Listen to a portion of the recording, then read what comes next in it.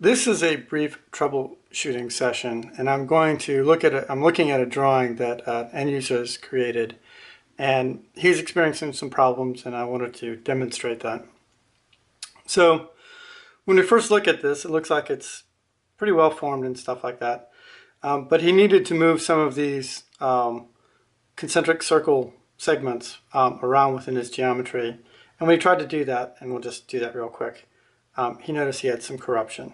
Now looking at this, we'll see there's more than one issue here.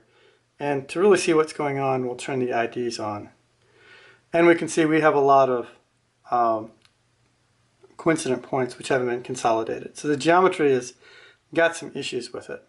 Now I'm not going to completely recreate this, but what I am going to do is go ahead and demonstrate how we can create concentric circles similar to what he's doing. And then move them around without any problem. So we're going to start with an arc, and of course we can actually change the geometry, change the radius. He could put in his exact radius just by typing it in. So I press inside this and just type in the exact value. Say for example 10, I think this is in feet. Oops, way too long. 1 foot. Let's change that again. Let's make that 3 feet. Still too big. Anyway, we get the idea. And now to create concentric circles, we can actually break the circle at one point and then grab one of the arcs and then resize it appropriately. So we'll just go ahead and put that at 6 inches. Okay. And once it's the correct size, we can actually move the endpoints. So we can move this endpoint to where it lines up the way we want it to. Sorry. And we'll do the same thing over here. Okay. Now to connect the lines, so these two arcs, we can just grab a point and just drag over until it lines up.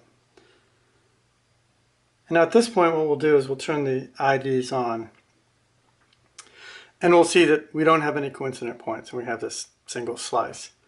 And just for argument's sake, so it looks a little closer, we'll just grab this center arc and we'll kind of move it out so it looks more similar to what it had before. Now once we've created a slice and we want to really manipulate it, we probably want to lock it in place. And so what we'll do is we'll just select the entire area, particularly including the center point, and then go to copy group and then create group, if I can hit this correctly. Sorry, try this again. Create group. Okay, and now we can actually move it around and rotate it, and we don't have to worry about corrupting the geometry at this point.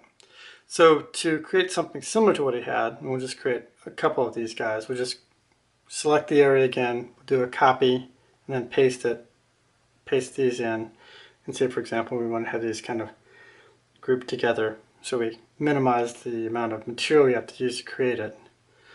And we'll do another one to paste.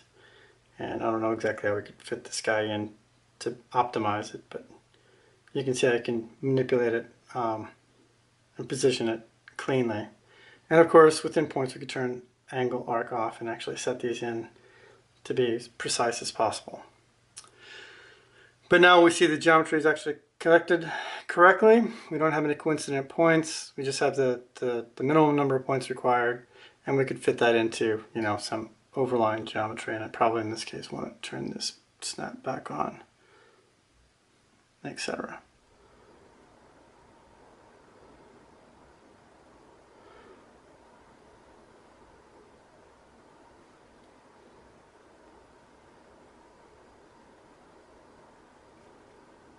And that's kind of my demo. Thanks.